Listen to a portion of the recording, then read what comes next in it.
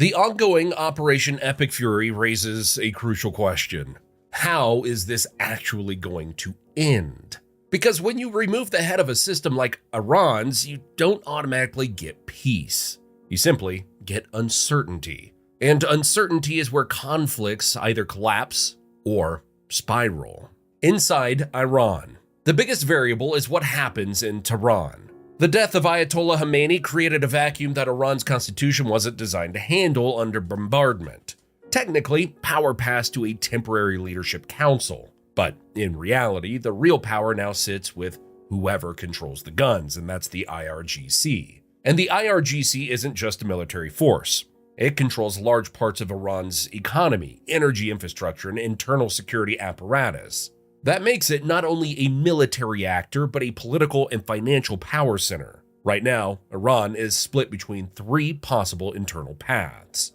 The first is collapse.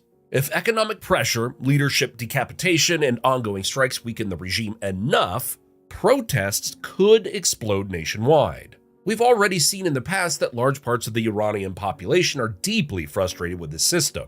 If security forces fracture, especially mid-level IRGC commanders, the entire structure could fall. But that fracture would likely begin quietly, through local commanders refusing orders, regional governors acting independently, or economic paralysis in major cities like Tehran and Isfahan. That would be Washington's ideal outcome: regime change without invasion. But collapse isn't automatically clean. Libya showed us that removing leadership without a replacement can create warlordism.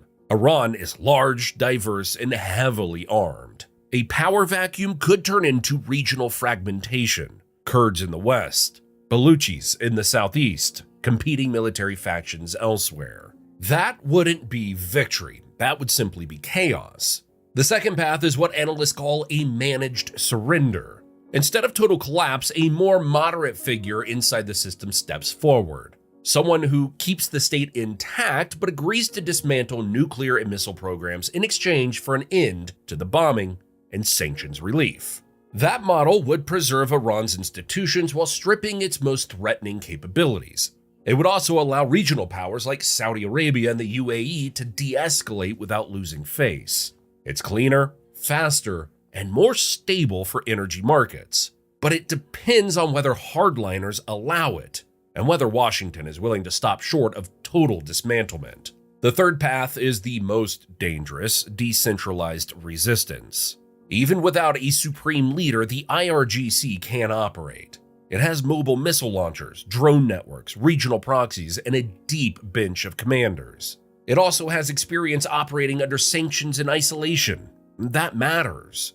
Instead of collapsing, the regime could adapt, shrink, go underground. That turns the war from a decapitation campaign into a long attritional fight, one built around drones, missile harassment, and pressure on global shipping lanes. And that's where things get expensive for all of us. The long war. If this drags out for months instead of weeks, everything changes. Energy markets are already reacting. Brent crude jumped sharply after the strikes, and natural gas prices in Europe spiked when Qatari facilities were hit.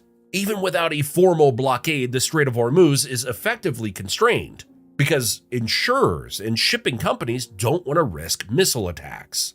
Roughly a fifth of global oil passes through that narrow waterway. Even partial disruptions send shockwaves through supply chains. If oil moves past $100 per barrel and stays there, the political cost inside the United States grows fast.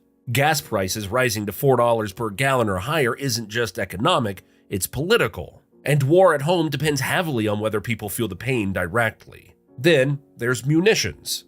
High-intensity air campaigns burn through precision weapons quickly.